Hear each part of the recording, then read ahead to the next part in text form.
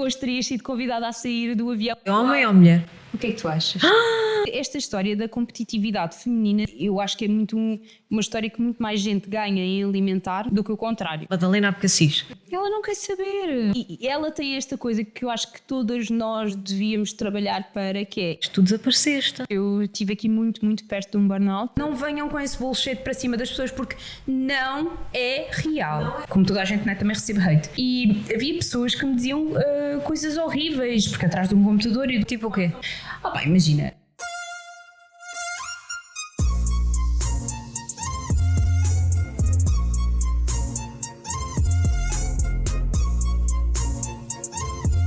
Estamos prontinhas, nós? Sempre. Mas já, olha, vou começar por te apresentar, porque nós não temos tempo a perder, querida. Nós isto é para começar já a abrir. Olha, então, ela, a pessoa que está aqui comigo hoje, é uma voz ativa no que toca à aceitação do corpo.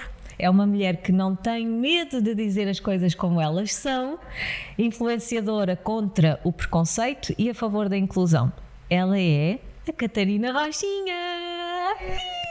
Obrigada pelo convite, Raquel. Obrigada a Estou tão feliz de estar aqui. Acho que a nossa conversa vai ser muito importante para todas as idades, para todas as mulheres, para todas as pessoas. Sem pressão nenhuma. Eu fiz esta apresentação, mas ainda tenho aqui mais um bocadinho, que eu não quis fazer uma apresentação muito grande, mas eu agora vou dizer na mesma.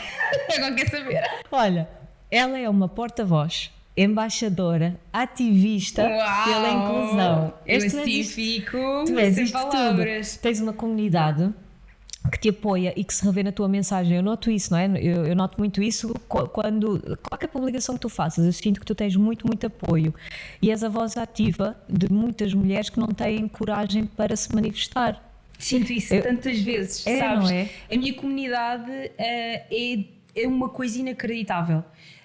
Eu sinto que as pessoas, e isso é o maior elogio que me podem dar, mas as pessoas que me seguem, o que eu sinto é que a minha página é lugar seguro para elas. Eu recebo desabafos, confissões, às vezes só um simples, uma palavra amiga, sabes? Ainda no outro dia uma menina me escrevia, eu respondi-lhe uma coisa e ela dizia-me, tu és para mim é como se fosses minha amiga. Só que a gente só se vê de vez em quando nas lives. Mas é como se fosses minha amiga. E é tipo o maior elogio que me podem dar. Porque eu sinto mesmo que temos conversas que são realmente reais. Sabes? Acima de tudo, acho que é uma comunidade de partilha inacreditável. E se eu, a meio do processo, conseguir falar aqui de 2 ou 3 temas que realmente eu acho que são importantes e abrir horizontes, então acho que a minha missão está cumprida. Sabes o que é que eu acho quando se entra na tua página? É conforto. Eu acho que pode haver alguém que vá à tua página para procurar este conforto e ok. Eu acho que as pessoas querem muito e encontram aquele sentimento de não estou sozinha.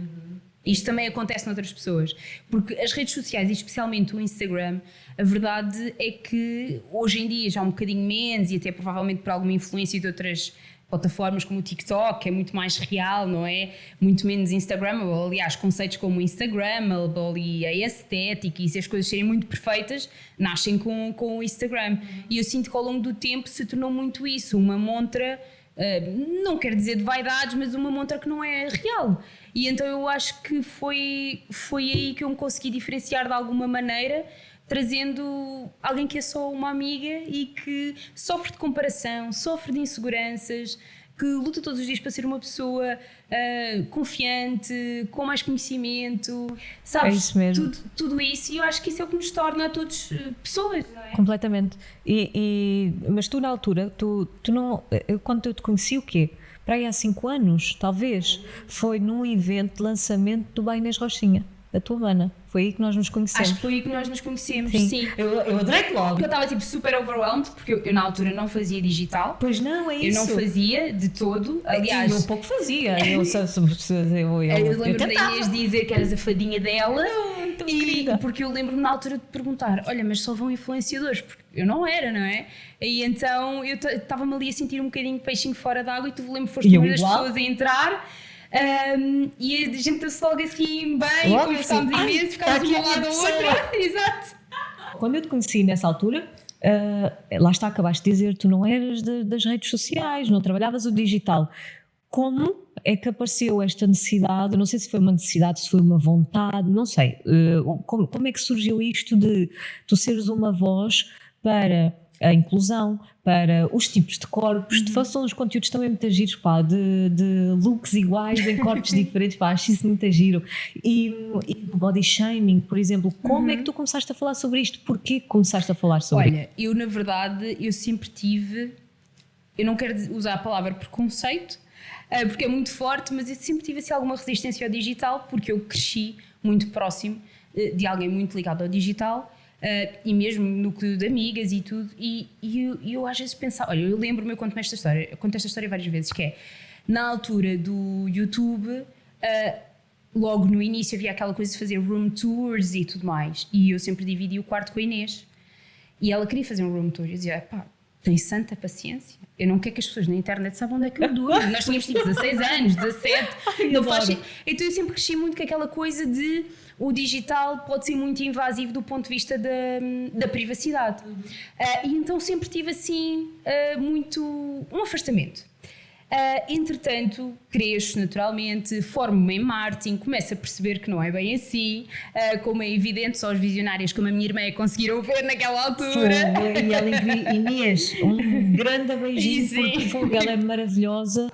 Mas entretanto, eu sigo a minha vida, a minha carreira, eu sou brand manager numa tech company, portanto dentro da área do marketing, mas nunca ligado ao digital como eu, Catarina, e entretanto vem a pandemia. E quando aparece a pandemia, eu vivia sozinha, e eu acredito que a pandemia tenha sido muito difícil para muitos casais, mas para quem mora sozinho também foi muito duro, porque nós de repente não tínhamos com quem comunicar, não é? Verdade. Eu costumava dizer que o Ernesto, na época o meu cão, só lhe faltava falar português, porque de resto, quer dizer, já tínhamos feito check em tudo o que era possível fazer em casa. E como eu falava com ele e ele não respondia em português, não é? Pois não, exato. Eu pensei, pá, eu preciso, porque eu sou uma pessoa que naturalmente fala muito, eu adoro comunicar, eu sinto mesmo que a comunicação é a minha vida.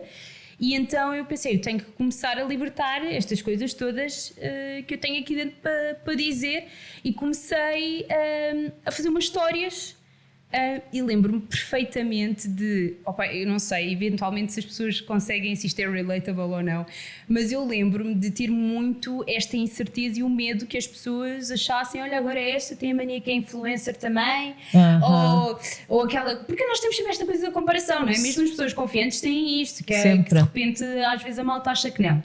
E então lembro perfeitamente de ter feito um story, que o primeiro tema foi precisamente body positivity e inclusão dos corpos, porque eu seguia várias influenciadoras do Brasil, do UK, várias pessoas que falavam sobre isto, e em Portugal, embora houvesse e existam pessoas que não estão dentro do padrão de beleza, que são influenciadoras ou influenciadores, mas isto não era uma temática presente, não. Que é diferente, não é? Tu podes ser uma coisa e não falar dessa coisa, e está tudo ok.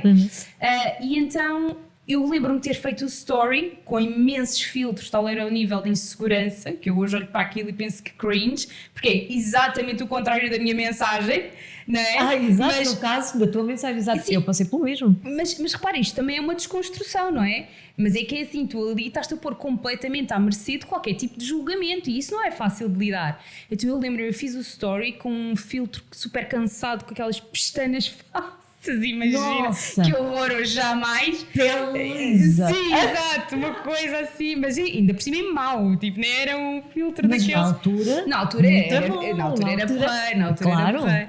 Quem não usava isso na altura, sim, nem na altura toda a gente no Instagram, ninguém ia para as histórias sem um sem filtro. Uma pestana, sem um batom de filtro. Ainda hoje há muita gente que sim, usa sim, e está tudo ok, não temos que ser extremistas de maneira nenhuma. Sim. Ainda assim, eu combato precisamente contra isso, no sentido em que é importante que nós abracemos a nossa verdade, não é? Porque quanto mais tempo protelarmos o tema da perfeição, mais nos vamos comparar uns aos outros. Então eu acho que é importante mostrar realmente a realidade. Passa aqui um bocadinho.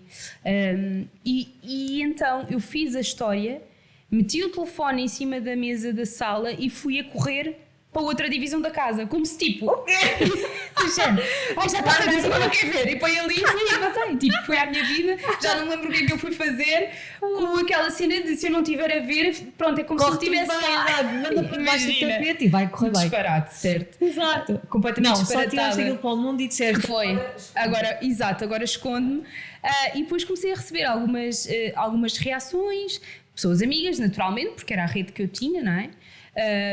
Pessoas amigas, pessoas a concordarem com a mensagem, pessoas a dizer, nunca tinha pensado nisso, perspectiva porreira e tal, e eu comecei a perceber, ok, então se calhar há mesmo aqui potencial e se calhar aquilo que eu penso e os valores que eu tenho, há mais gente que tem, mas por isso simplesmente não há visibilidade, nem há pessoas que estejam a falar sobre isto. Claro. Entretanto, com o passar do tempo, começo também a descobrir outras pessoas que em Portugal já o faziam, mas eu, como não estava na bolha, não conhecia.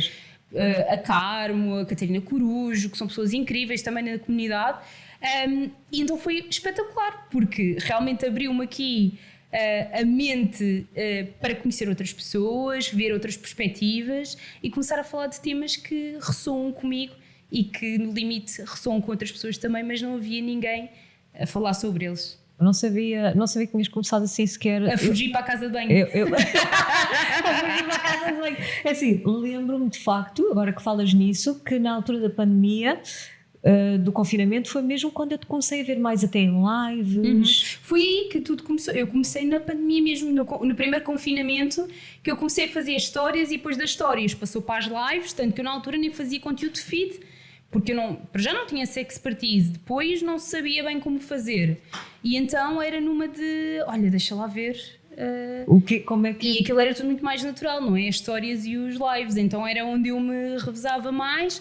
Depois comecei a ver que era mesmo uma coisa porreira. Depois comecei a perceber que criativamente esta comunidade e este Instagram me davam a possibilidade de pensar nas coisas de outra forma, porque embora eu trabalhe em marketing e comunicação, é uma coisa muito business, não é? Business to business, é pouco criativo dentro daquilo que, enfim, dentro do que a indústria permite, tu consegues ser, mas quer dizer, estamos a falar de coisas de executivos para executivos, portanto não consegues fugir muito dali, e eu de repente tinha um outlet criativo, que eu sempre fui uma pessoa super criativa, então pensar nas fotografias que eu ia fazer, por exemplo, lembro-me de uma que ainda hoje continua a ter imenso engagement, que eu estou de calções e diz só usa os malditos calções, tipo coisas assim desse género, sabes? E começar eu criativamente a tentar perceber que tipo de coisas é que podia fazer, então de repente o digital começa a alimentar imenso. Olha, eu às vezes penso, eu não sei se já viste Divertidamente, mas as ilhas da personalidade da Riley, eu sentia que a minha ilha da personalidade, da criatividade, estava tipo meio adormecida porque não tinha estímulo, e sempre foi uma coisa que eu amei, que eu sinto que é mesmo um traço meu de personalidade.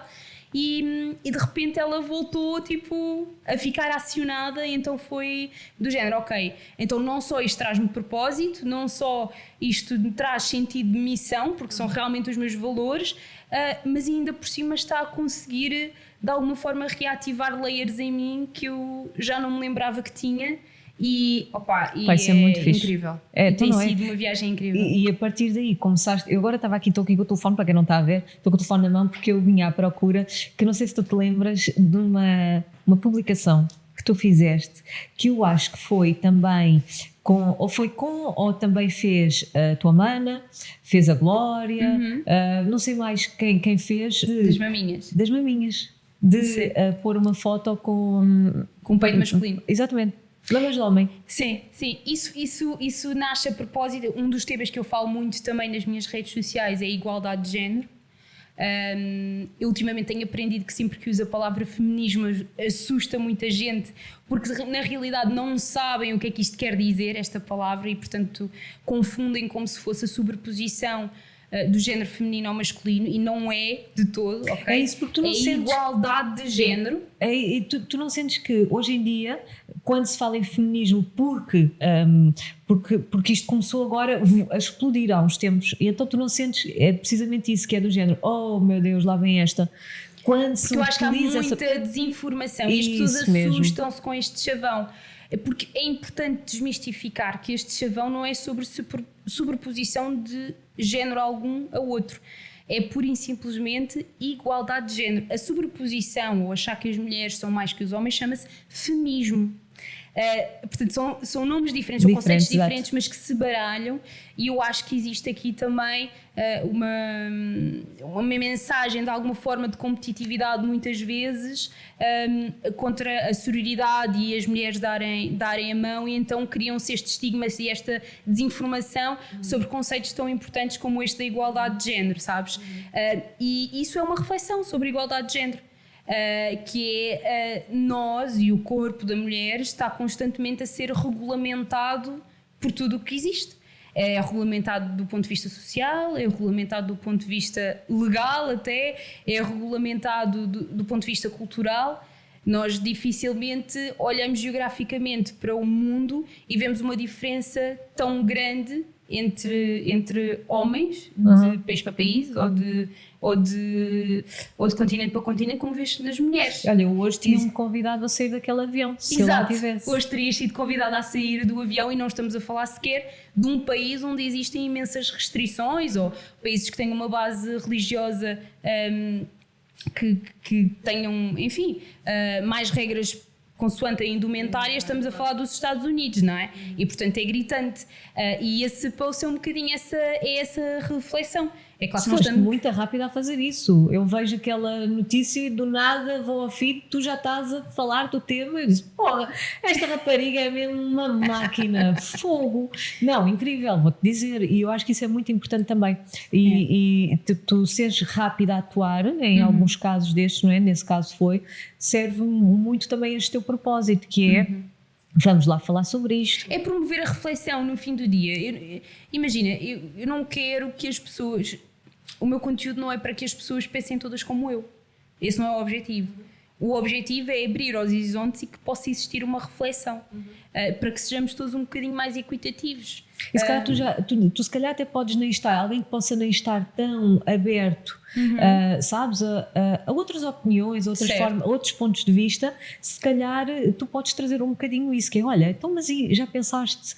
Certo, a ideia é essa, é promover uma conversa, é mesmo essa, é promover a reflexão e promover a conversa, porque eu acredito mesmo que a diversidade, eu acredito isto com todos os poros, com todas as moléculas do meu corpo e com todas as células, eu acredito mesmo que a diversidade é o que nós enquanto sociedade temos de melhor. Melhor, é isso mesmo. Eu não tenho a menor dúvida, mas de repente existem tantas diferenças sociais, económicas, culturais, e as pessoas parece que procuram a divisão em vez da união, e se nós fôssemos todos muito mais unidos e muito mais empáticos uns com os outros, eu tenho a certeza absoluta, e há quem me chame ingênua, mas eu tenho a certeza absoluta que seríamos todos melhores pessoas. Tu alguma vez sentiste, tu lembras-te de alguma situação, algo do género, para ti, de um homem em que não te deixasse confortável ou que te sentisses valorizada? Vezes, eu acho que quase todas nós.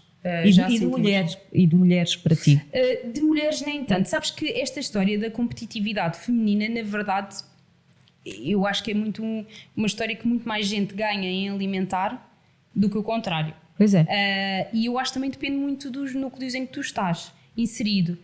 O que eu posso dizer, eu nunca senti competitividade feminina na minha vida, sem ser fatores externos. Porque as mulheres na minha vida sempre foram cheerleaders, sempre. Isso é tão bom.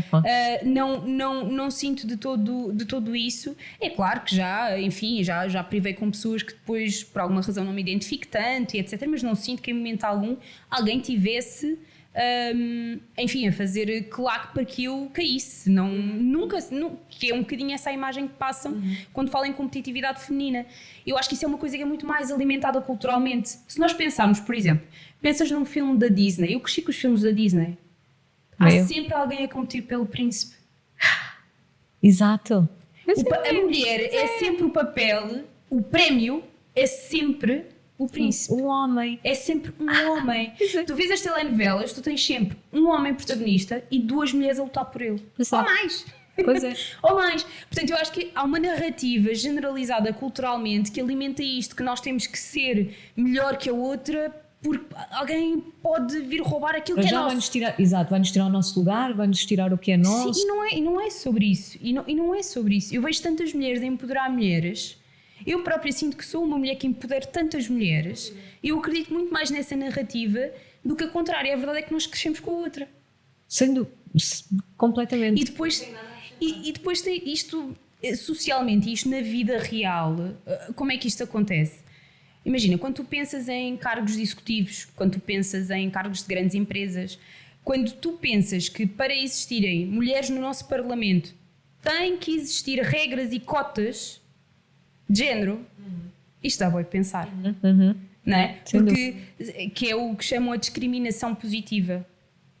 Há muitas empresas hoje em dia que já adotam também algumas regulamentações para terem o mesmo número de mulheres e de homens, para tentar equilibrar ao máximo a balança, porque no fim do dia não é sobre meritocracia, não é sobre capacidade, é uma coisa muito mais social e cultural. Nós durante muitos anos as mulheres não tinham um papel ativo no emprego, não eram donas de si, não tinham o seu income todos os meses, eram donas de casa, eram donas de família. Vínhamos a falar sobre isso ainda há bocadinho. E portanto é óbvio que a nossa curva de maturidade para aquilo que é o nosso papel na sociedade, a nível de trabalho, a nível de educação, ainda está muito cá atrás em comparação com o género masculino. E que situação é que tu te lembras de haver aqui um choque para ti, homem e mulher, a nível no que te toca?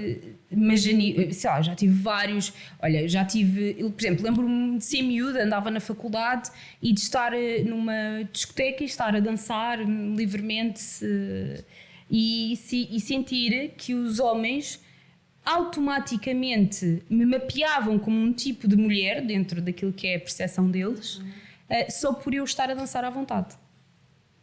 Então eu já não sou uma pessoa inteligente, eu já não sou girlfriend material, só porque eu estou na minha. Que engraçado. E eu sempre frequentei muitas discotecas gay e LGBT, e quem já foi a uma discoteca hetero, já foi a uma discoteca gay, acho que enquanto mulher sabe a diferença, porque nós num sítio conseguimos estar completamente à vontade e no outro não.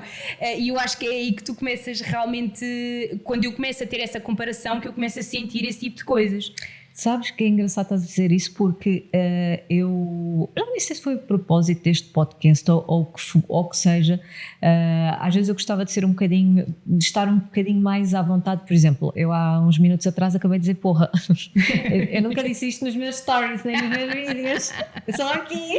E então eu debato-me, já não tanto, agora já estou a ficar um bocadinho mais confortável, mas debati-me muito no início de criar este podcast, porque uma coisa que eu queria era criá-lo para poder mostrar também a Raquel de outra forma, que não seja a Raquel, não é? A Raquel do trabalho, que fala sempre daquela forma mais profissional, porque eu sou tão mais, sou muito mais do que isso, sou muito mais dinâmica também, mas eu sempre me coibi, sempre me policiei para não me mostrar super divertida, super à vontade, super, olha porra, sabes?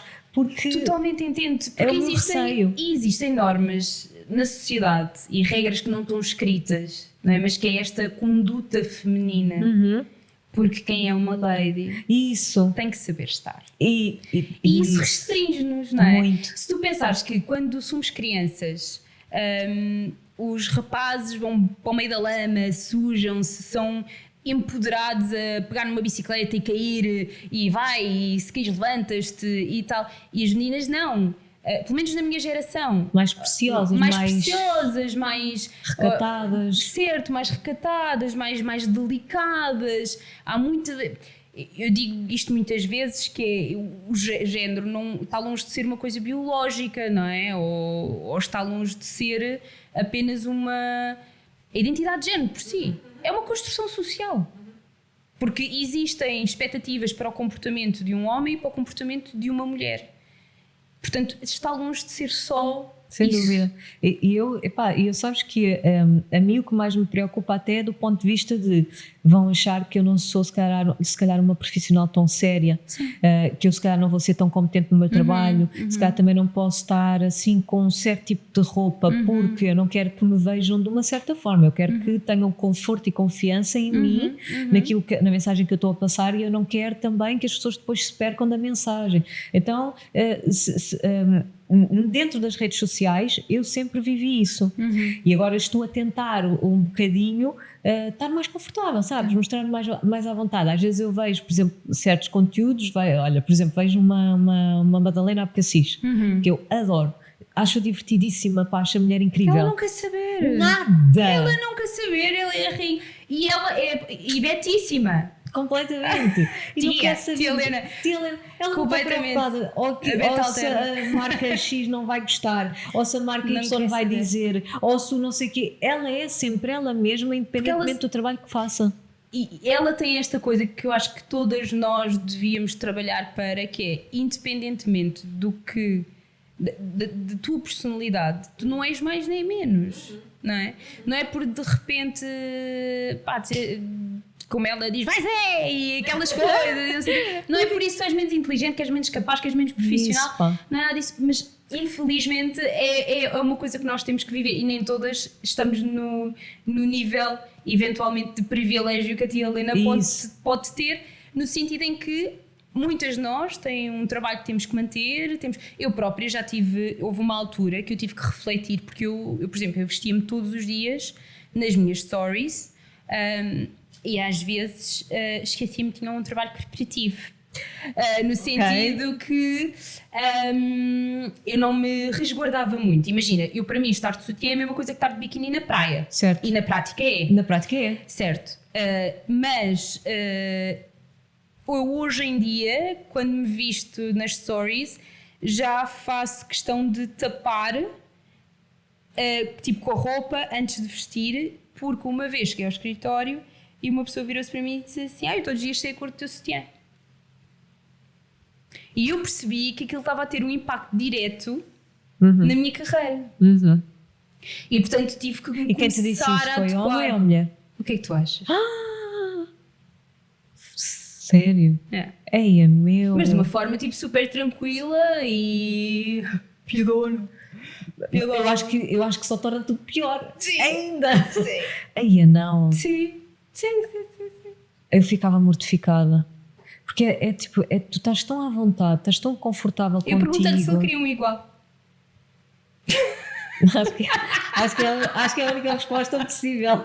É a única resposta possível, sim. Mas pronto, isto porque, enfim, não é?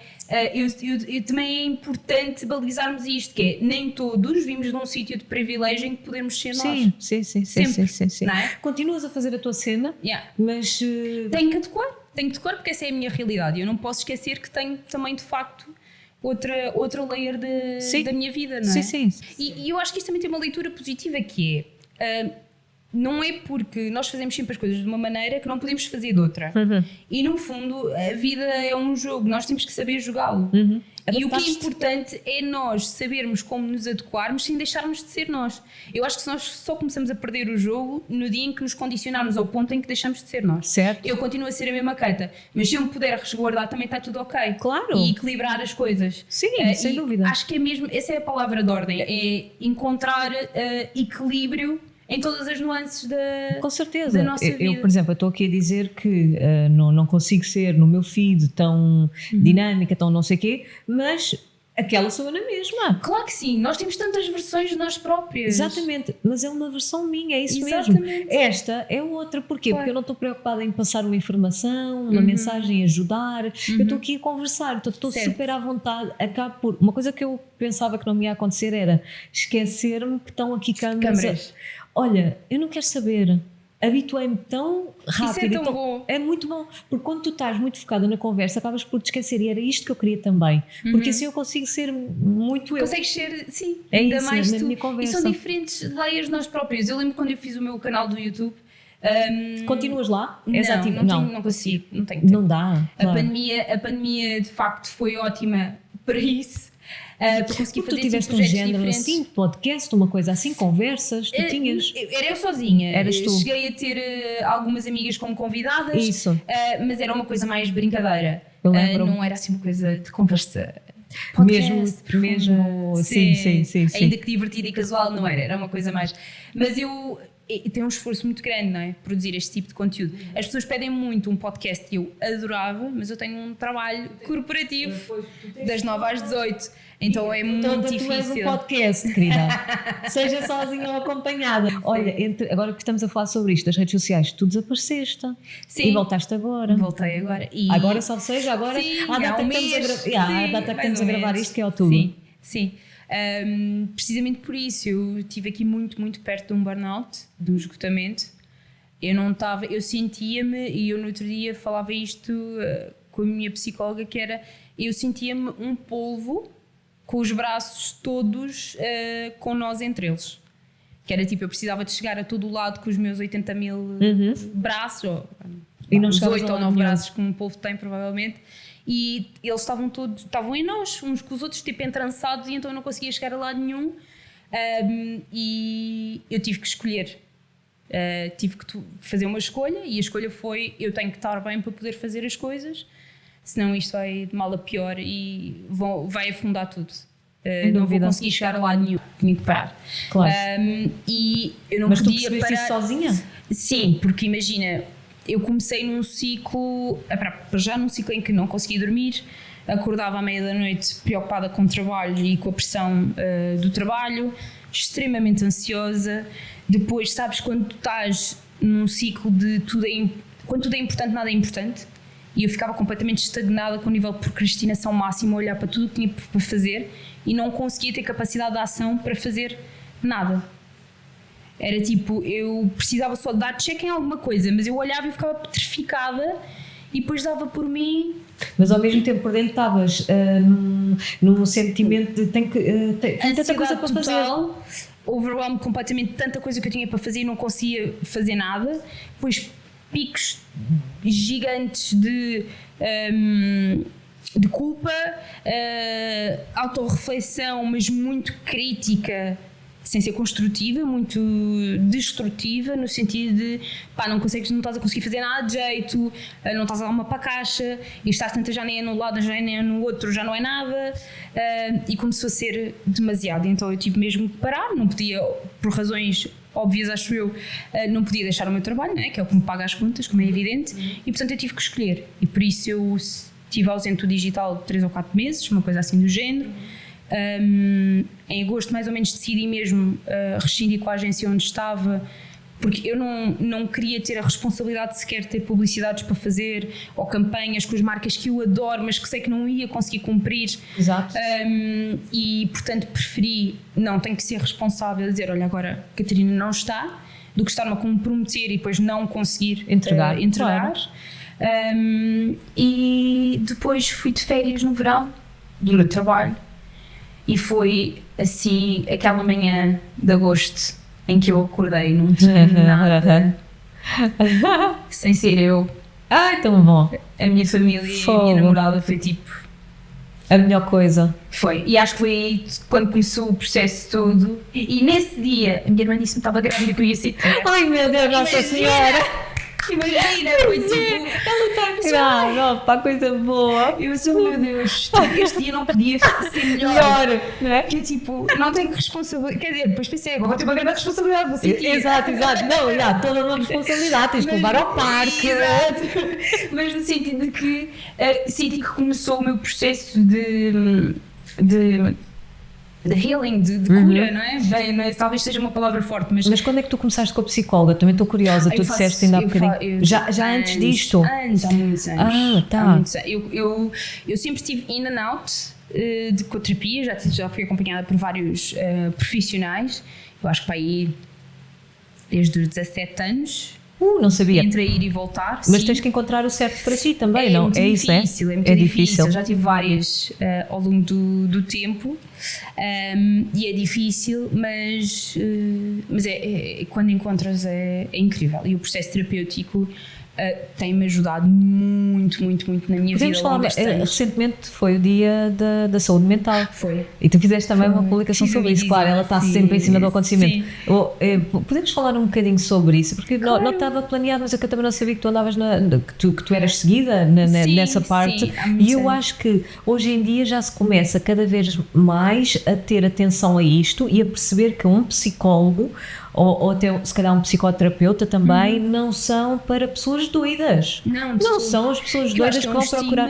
Que existia muito na geração dos meus pais, sim, por exemplo. sem dúvida. Eu acho que nós millennials devíamos desmistificar que a psicologia é uma coisa para todos e não é uma coisa de gente doida, não é? Exatamente. Ou seja, no teu caso, tu já fazes esse tipo de acompanhamento há muito tempo. Eu tive um episódio da minha vida que foi bastante traumático, ali perto dos 16 anos, e a minha mãe foi uma pessoa extremamente consciente e conseguiu detectar que eu não estava bem, que estava a ter muitos picos de ansiedade, comecei a sofrer muito com ansiedade, e ela não quis ir a um médico dito tradicional, porque provavelmente ainda um psiquiatra ou uma coisa do género, um médico de família que encaminha para aí, ia tomar antidepressivos ou alguma coisa do género, e era uma coisa que a minha mãe não queria, eu sendo tão nova.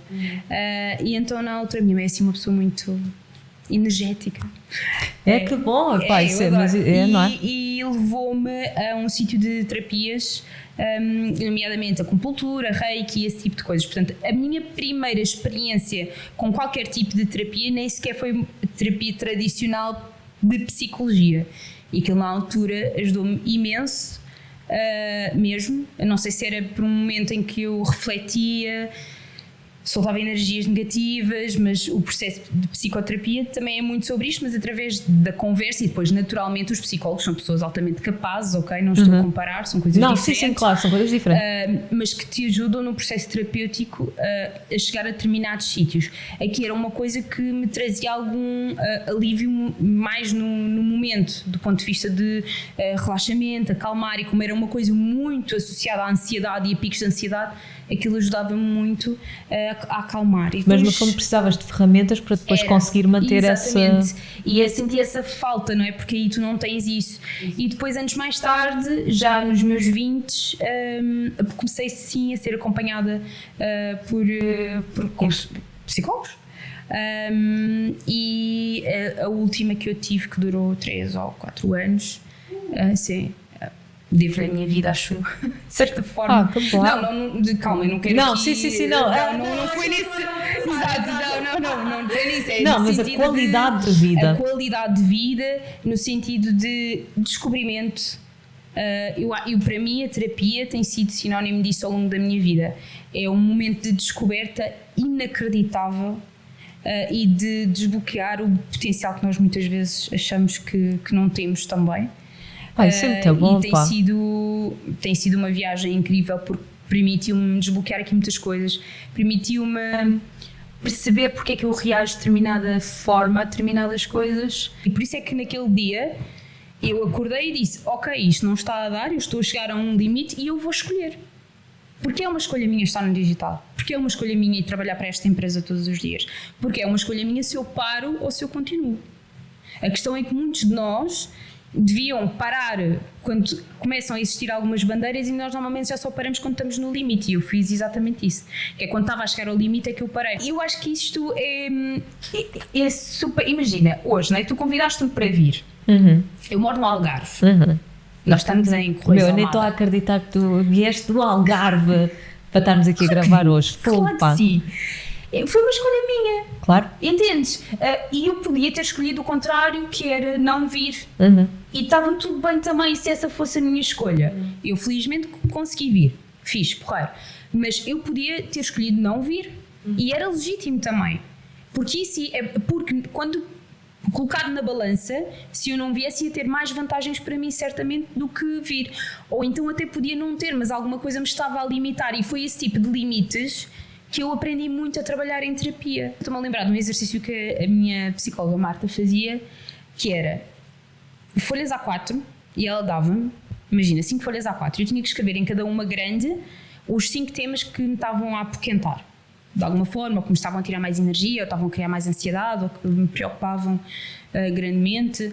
Imagina, na altura lembro-me que o Ernesto estava doente, eu estava num processo, porque eu tenho adenomiose e focos de endometriose, e estava num processo médico a fazer os exames para saber se tinha ou não, pronto, este tipo de coisas, e então escrever em cada um.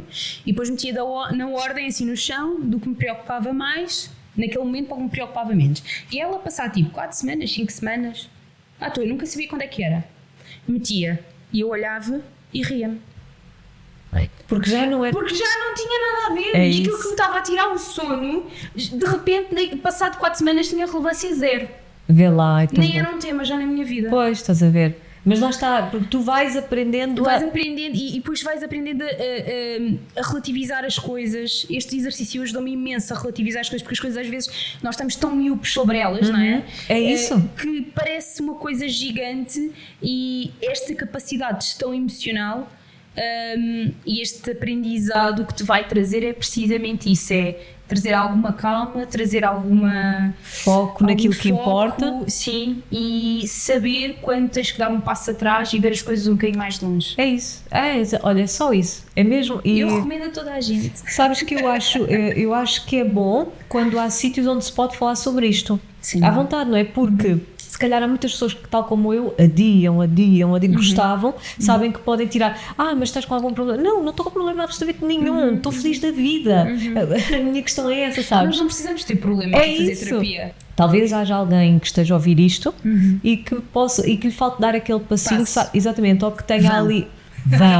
ou que tenha ali aquele impasse, se calhar não é para mim, se calhar não é para mim, isto se calhar é só para quem está mesmo mal, e não é nada. E pode não ser, e às vezes, e falo por mim, tu descobres coisas sobre ti, coisas que são gatilho, que tu nem imaginavas.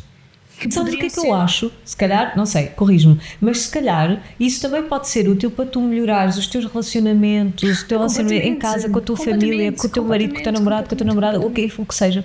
Completamente. Ver? Quanto mais tu sabes sobre ti, melhor pessoa tu vais ser para os outros. Exatamente. E agora, corte de psicólogo, isto agora vai ser um corte muito brusco, mas eu queria falar sobre isto.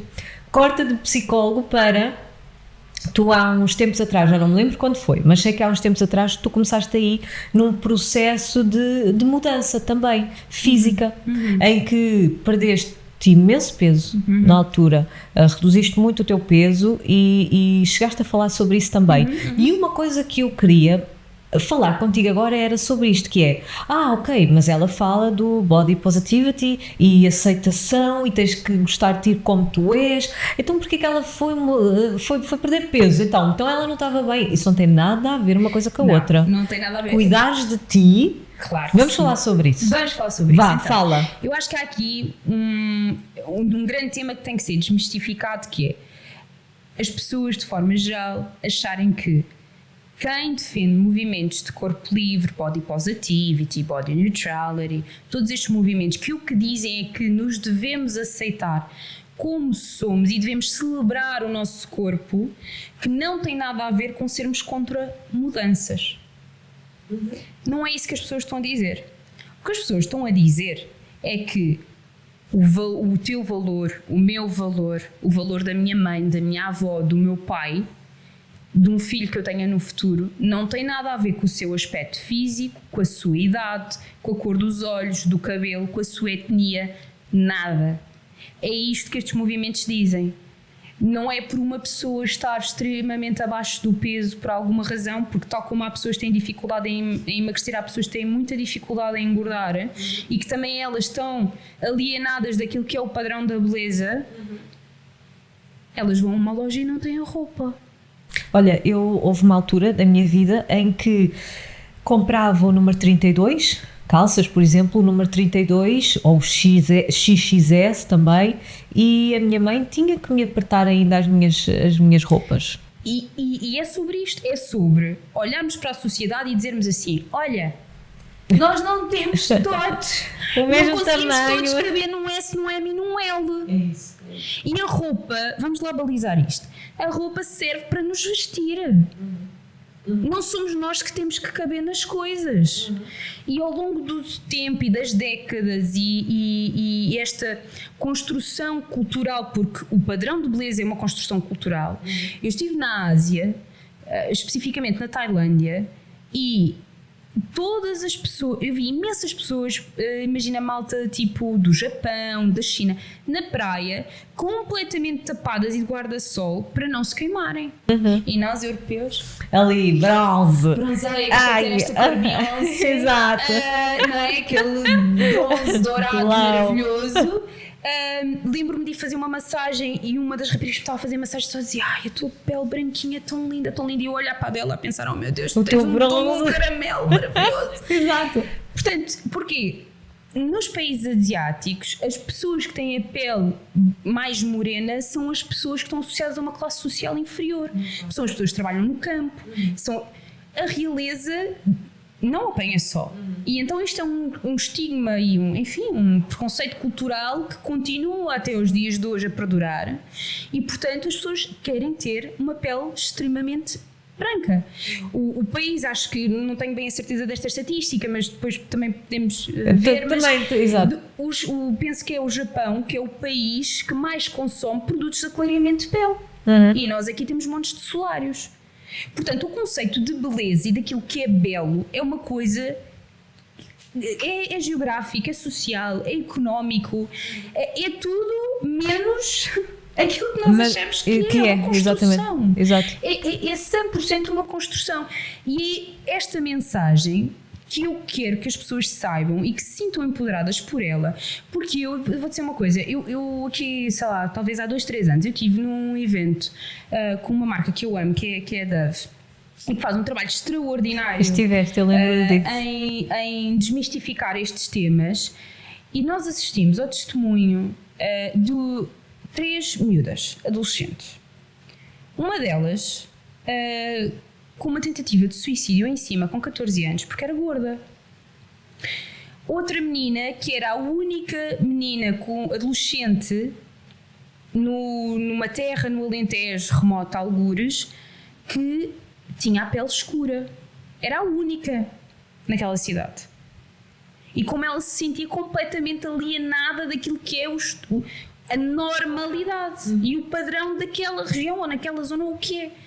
E é isto, quer dizer, são crianças.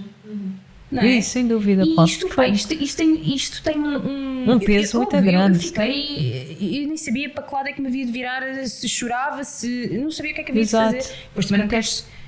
Claro. É? E aquilo. Isto tem impacto real nas pessoas, isto tem impacto real na saúde mental, na saúde física. A quantidade de pessoas com distúrbios alimentares, seja um processo, a alimentação emocional, seja por déficit, com as anorexias, com as bulimias.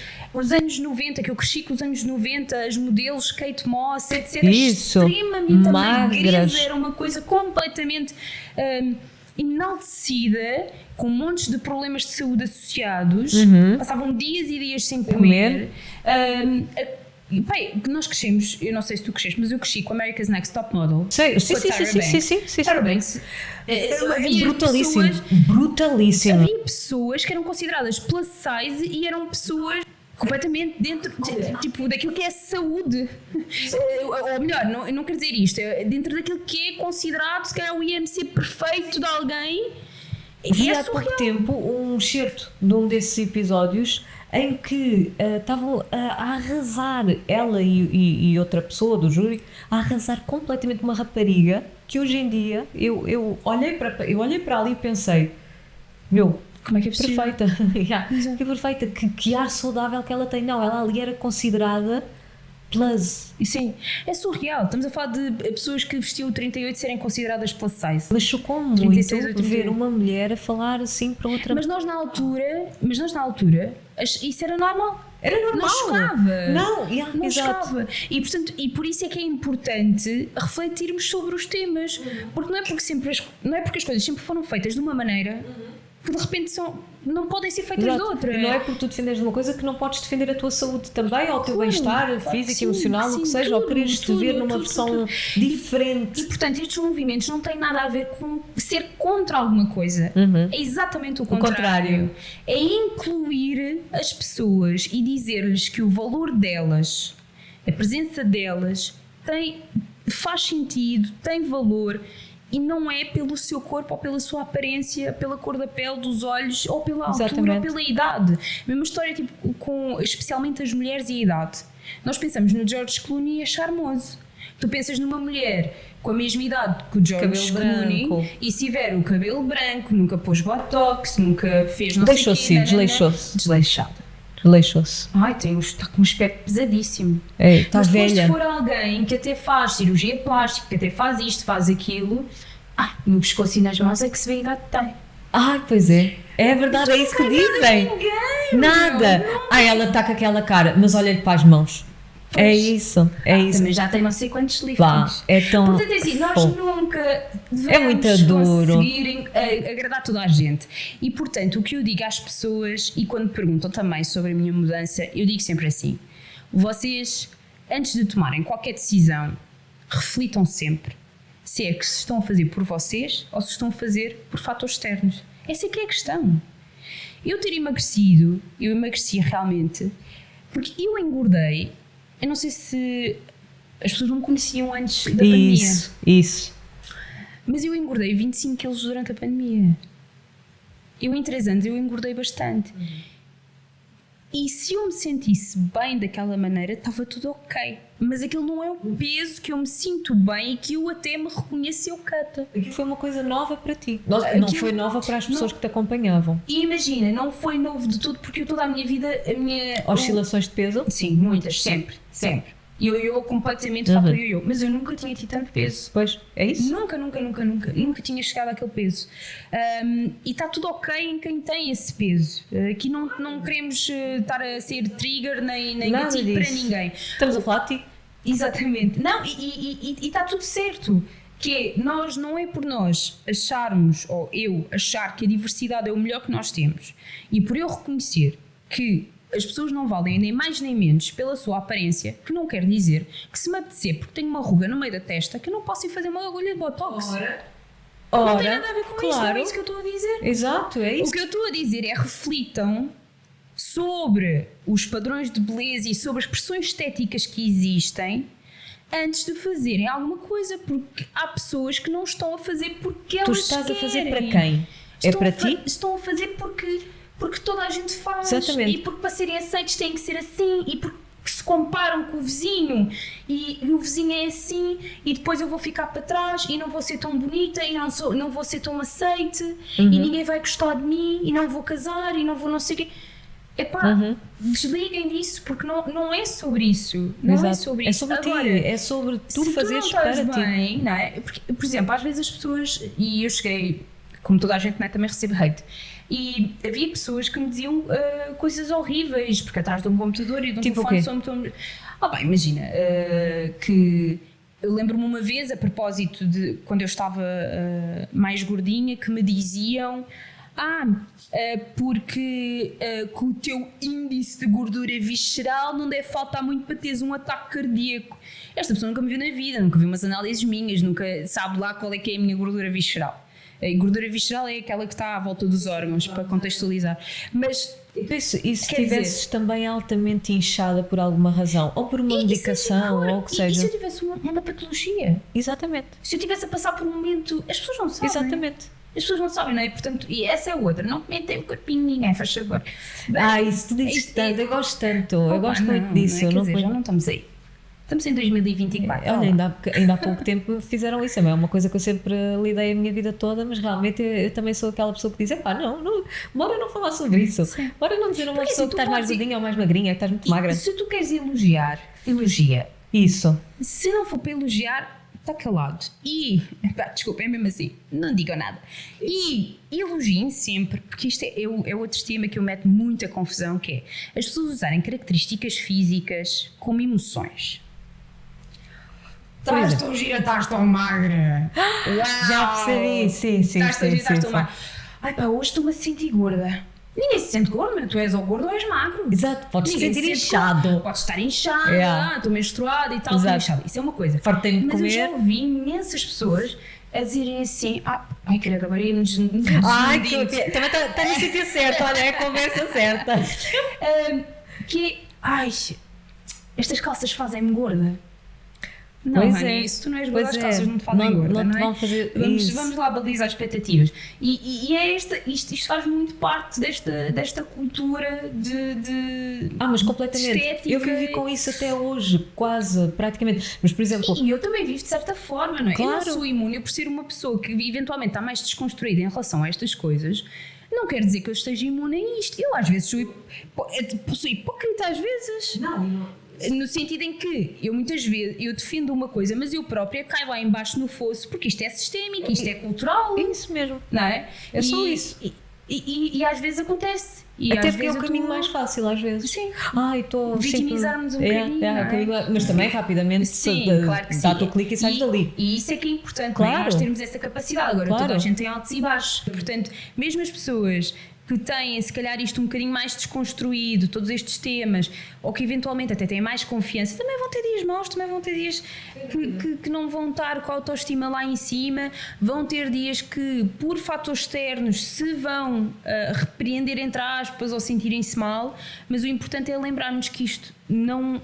O que importa é o que a gente sabe sobre nós, Exatamente. e aquilo que achamos sobre nós e o que os outros acham. Mas sabes que eu também sinto que há muita culpa aqui nas redes sociais. Também, eu também acho Tu que abres sim. um Instagram, tu abres um TikTok, Olha, eu há é pessoas... perfeição por tudo o que é lado. E uma perfeição que não existe, não é real. não é? Que não é real. Eu choco-me muito, por exemplo, tu tens influenciadores que garantidamente não têm tabus nenhuns em dizer que usam filtros, que usam isto, alguns até partilham, alguns até vendem os presets.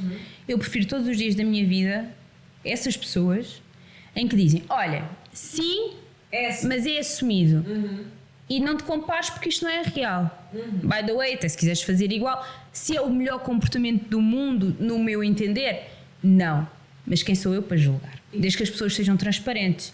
Eu acho que isso, para mim, é o que é importante quando na base dos meus valores é honestidade e transparência. E tu sabes que vais consumir aquele conteúdo e tu sabes que aquilo não é real. Tu escolhes se queres continuar a consumir ou não. Outra coisa é quando é disfarçado de realidade. Há alguns influenciadores, epá, que têm esta coisa que eu até me tremo toda por dentro de, eu não uso filtros, tiro fotos com luz boa. Opá, Não dá. Olha, ainda não venham com esse bullshit para cima das pessoas porque não é real. Não é real. Ainda no outro dia estava a falar disto por acaso, também num episódio em que eu dizia, pá, eu não uso. Antigamente usava o filtro de ficar morena, pronto, Com a pele mais bronzeada. nunca aqueles filtros dos lábios e das maçãs do rosto e essas coisas. E hoje em dia, então, não uso filtro absolutamente nenhum. Imagina que eu vou fazer um story real, não é? Com a câmera do telefone até, e até nem estou a gostar de me ver, olha, nem partilho. Pronto, nem partido, não estou a sentir bem, não dá, estou muito exposta. Mas eu prefiro isso a pôr um que eu não me sinta eu. Pronto, eu Sim, prefiro que isto. é perfeitamente legítimo. Agora, a questão é, eu edito fotos no sentido em que o céu se calhar pode estar menos brilhante, o verde pode estar mais aceso, eu estou muito escura, se calhar dar aqui uma luminosidade para se perceber bem que eu estou ali, que não estou confusa dentro do fundo. Pronto, é neste sentido. Agora, Certo. alterar features, alterar as minhas feições, o modelar, isso, pá, não, bora lá não fazer. Mas imagina, Raquel, eu acho mesmo que as pessoas não o deveriam fazer. Se o fazem por alguma razão, porque precisam dessa máscara para se sentirem melhores ou para se sentirem whatever, se isso é um coping para elas, então que seja para elas. O que eu não tolero mesmo são pessoas que dizem que aquilo é real. Exato. Isso é que eu acho que é de uma desonestidade brutal. Mas agora pensa eu fazer isso. O print que estão a pôr na quantidade de crianças, adolescentes, Exatamente. mulheres feitas, o que seja, mas que estão a dizer a alguém que aquilo é real e aquilo não, tipo, que qualquer pessoa que perceba minimamente a edição consegue olhar para aquilo e consegue Não. perceber que não é, que é mentira, Mas agora que está a imagina, mentir. mesmo eu eu acho que isso seria muito, muito grave no meu trabalho, na minha Certo. profissão. Certo. Porque as pessoas já têm uma ideia de ti, és uma personal trainer. Então toda a tua Certo. vida é saudável, desportiva e tudo mais, e de repente tu ainda lhes vais espetar com essa irrealidade. Pá, é muito pesado. É muito pesado até para ti, que Claro. depois tens que lidar com isso, e para quem te está a ver que vai achar que nunca vai conseguir alcançar uma coisa assim, ou que até vai tentar porque quer muito, mas aquilo que tu lhe estás a dar é mentira. É inalcançável porque não é Exatamente. real, não Exatamente. é? Não é real. Porque uma cara, dizer assim, eu não uso filtros, está bem, mas tem a cara toda baforada no FaceTime, o nariz completamente snatched, os olhos maiores, mais brilhantes, mas não tem filtro. Mas isso vamos não lá, dá, né? né? Isso também. Por Deus, vamos lá. Também se alguém dissesse isso, gandalata. Há Gandalata. tanta gente com tanta lata. Ai, nossa, não, isso também não, pá, fogo, não. Eu acho que é importante ter essa consciencialização. Eu no outro dia estava a ler um artigo em que falavam em como cada vez mais há crianças e pré-adolescentes a fazerem rotinas de skincare e que os dermatologistas e os médicos estão preocupados porque, como isto é uma tendência que começou aqui há 2-3 anos, não conseguem prever se isto terá ou não danos a longo prazo na pele destas crianças. Porque estamos a falar de crianças que de repente estão a colocar retinol, ácidos no rosto, a fazer rotinas de skincare num rosto de 12 anos que não faz sentido, não é? Mas se calhar como nós, quando éramos adolescentes e começávamos a brincar com a maquilhagem, etc., hoje os miúdos já fazem isto com maquilhagem e pior, estão a começar a fazer com skincare. E portanto o artigo era nesse sentido de a comunidade médica está aqui a alertar, não sabemos que consequências é que isto pode ter para a pele destas crianças, e isto faz-nos entender o nível de influência que as pessoas no digital têm. Malta, estamos a falar de uma geração. Sabes o que é que eu descobri há pouco tempo?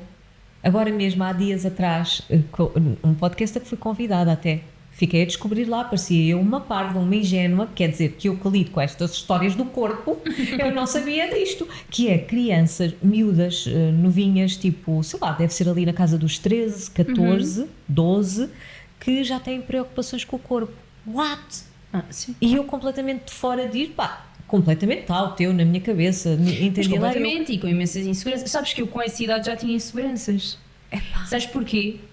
Porque isto se calhar vai ser TMI, but it is what it is. Eu menstruei com 11 anos. Cedo. Muito cedo. Aliás, dos 10 para os 11. Fazia 11 daí uns meses. E portanto o meu peito cresceu muito depressa. E eu lembro-me de ter 13 anos e não haver um sítio que tivesse roupa para mim. Porque eu tinha o peito de uma mulher, já tinha ancas. Pois. A roupa de criança de 12, 13 anos não me servia nem por nada, e a roupa de mulher também não. Por um lado, uma ficava aquém e a outra ficava demasiado. Então eu lembro-me que os primeiros complexos que eu comecei a ter foram depois, engraçado, mais ou menos nessa altura, talvez um ano depois ou uma coisa assim, começam a aparecer as primeiras lojas do grupo Inditex, tipo Bershka. A Zara já havia, e assim lembro-me que havia nas Amoreiras e etc. Mas a Bershka, lembro-me que não existia, começou a aparecer, e foi dos primeiros sítios que eu comecei a conseguir comprar minimamente roupa, porque não havia, e isso trazia-me imensos complexos. O facto de eu ter o peito, e não havia digital, quer dizer, imagina. O digital é um privilégio. Nós deixámos uma era em que a comunicação para massas era algo exclusivo aos mídias, não é? Imprensa, canais de televisão, etc. E hoje em dia qualquer pessoa com um microfone e com uma câmera ou com um telemóvel consegue chegar a milhões de pessoas, consegue chegar ao mundo inteiro. Isso mesmo. E eu acho que é muito importante termos esta consciência de que isso acarreta responsabilidade. E quem está no digital tem que ter um sentido de responsabilidade, tem que ter sentido crítico e cívico, porque nós estamos efetivamente a influenciar pessoas e gerações. Não é coisa pouca. Mas não tendo esse sentido crítico e essa responsabilidade, que há muita gente que não tem e tu sabes isso, cabe depois nós, do outro lado, tentarmos policiar aquilo que vamos consumir ou não. Isso também é outra questão. Sem dúvida. Eu falo muito de um movimento que é o Healthy and Follow, portanto, isso mesmo. O deixar de seguir saudável, porque nós não podemos constantemente escolher uma mesma coisa e esperar um resultado diferente. É exatamente. Porque se eu sigo pessoas X, Y ou Z, eu sei que vou ter aquele conteúdo. Então, se este não me está a fazer bem, deixa de seguir.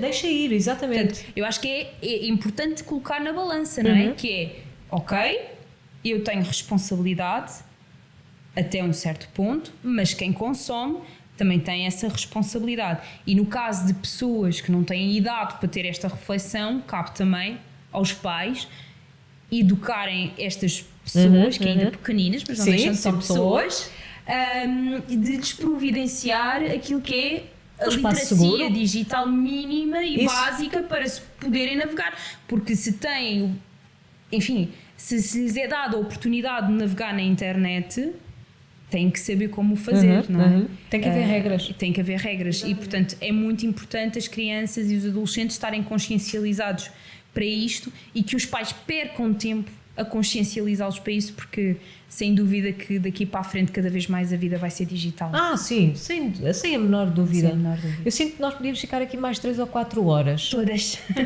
Todas as horas, nós podíamos ficar aqui todas as horas, mas se calhar guardamos o resto da conversa para um dia que tenhas o teu podcast.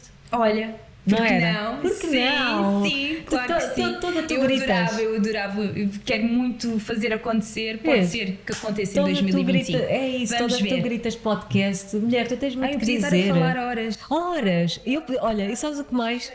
Sabes o que mais é que eu só há bocadinho é que me dei conta assim, meu Deus, Raquel Antunes, estiveste tão caladinha, porque é muito bom ouvir-te. Ai pá, mas desculpa se eu falei demais. Não, senhora, não, isso é o que a gente quer. Pá, eu adoro ouvir-te e Obrigada, é querida. muito bom. Tu precisas mesmo mandar isso para o mundo, tu precisas de um podcast, agarra no microfone e vai. Preciso. É, agarra o microfone e vai. Tenho que tratar disso, Olha, disso. para Obrigada. terminarmos, conta-me lá uma curiosidade sobre ti. Uma Poucas curiosidade. pessoas saibam. Olha, é assim, eu na verdade eu sou um livro muito aberto. Pois eu acho és. que não há assim muita coisa que as pessoas não saibam. Mas há uma particularidade. Tens 11 dedos dos pés. Não. Não é nada disso? Não, tenho 20, 10 em cima e Tens 10 10 em em baixo. baixo. É tudo certinho. Ok. Mas há uma coisa que na altura da pandemia eu até falava bastante sobre isto porque eu cheguei a fazer streams. Mas Ela é streamer. já não sou de todo. Eu não tinha carreira de streamer.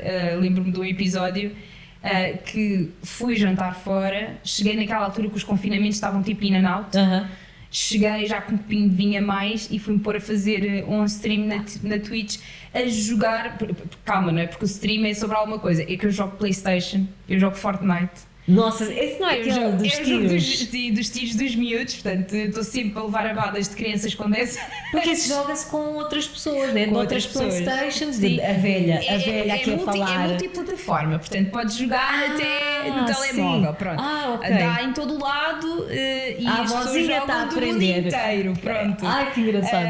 Mas já me aconteceu às vezes jogar assim com pessoas random. Tenho um grupo de amigos que jogamos, somos mais ou menos da mesma idade. Jogo com filhos de amigos meus. Quê? Sim, eu jogo, já joguei, imagina, com o filho de uma colega minha. Que Eu jogo engraçado. às vezes com o filho do João da Cláudia, o Martim. Mas combinam? Sim, meto os fones e está ali e jogo. e Epá, tal. que giro. Mas às vezes jogo com pessoas random e a maior parte são miúdos. Eu lembro-me que uma vez em particular, o miúdo era do UK. E eu perguntei-lhe o nome, né? E antes de lhe perguntar a idade, e ele disse: a minha mãe diz que eu não posso dizer, tenho que dizer este nome. Olha, a gente falava ainda agora Exatamente. dos pais educarem, Mas literacia imagina, digital. a mãe até tentou, mas ele é tão inocente que disse o disse o que nome. não podia dizer. Não, disse disse que não podia E foi muito engraçado. Portanto, assim, uma curiosidade sobre mim, que eu jogo Fortnite e Gostei e de adoro. saber. E adoro. Eu jogo todos os Toda dias. noite. Olha, recomenda-me um livro e uma série ou então um filme. Ai, ok. Então, livro é um livro pequeníssimo, baratíssimo, e que acho que é um livro que toda a gente devia ler, que é o manifesto da Chimamanda Adichie, que é Todos Devemos Ser Feministas, Ok. que é precisamente sobre igualdade de género e porque é que homens e mulheres têm os mesmos, ou deveriam, não têm, mas deveriam ter os mesmos direitos. Um bocadinho do que falámos hoje. Sim, um bocadinho do que falámos hoje. É só uma Gosto. coisinha pequenina. Mas E que é bom. maravilhoso. Mas que é bom para quem queira saber mais sobre. Sim, claro que sim. E eu acho que é mesmo importante, porque no fim do dia nós temos todos valor. Claro que sim, claro que sim. Um filme ou uma série? Olha, eu ultimamente não tenho visto nem muitos filmes, nem muitas séries, mas vi uma série há uns meses que me marcou, que é uma série brasileira, que nem é costume, eu não costumo ver séries brasileiras, mas eu tenho de vos dizer que tipo, é maravilhosa. Chama-se Verónica e é um policial. Verónica. Não vi, não. Ok, podes continuar. Não vi. Eu não quero dizer muito, mas não chama-se tens- não Verónica. dês spoiler. É um policial, há 2 ou 3 temporadas, a última é muito pequenina, mas tem uma mensagem muito forte e eu acho que vale mesmo a pena ver. Onde é que está? Netflix. Vou ver. Tenho o Dexter a acabar, vou ver, porque eu ando, isto está a ser aqui que tem séries, tem seasons que nunca mais acaba e eu Já estou tem aqui numa atores jornada. inacreditáveis, daqueles clássicos que eu acho que nós crescemos Ui, a ver, sim, muito sim. bons. E depois tem um storytelling maravilhoso, é assim pesadita, mas é boa. Vou Muito ver, boa. depois vou-te dar notícias. E vou comprar esse livro também. Boa. Porque eu acho que não Fico quero mais. feliz. Sim, não Não é quero mais. mesmo? E lê-se muito rápido. Boa. Ai, Cata, gostei tanto. gostei Essa tanto. viagem de Faro até aqui valeu tanta Ai, então pena. valeu. Adorei. 1000 vezes. Pusemos a conversa em dia, Sim. mas precisamos de mais. No teu, já dissemos, no teu.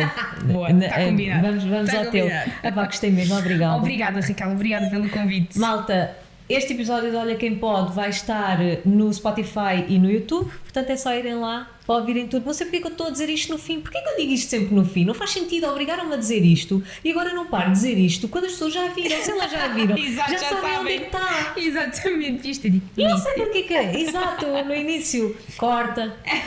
Tá bom. Obrigada. Amei. Beijinhos. Amei.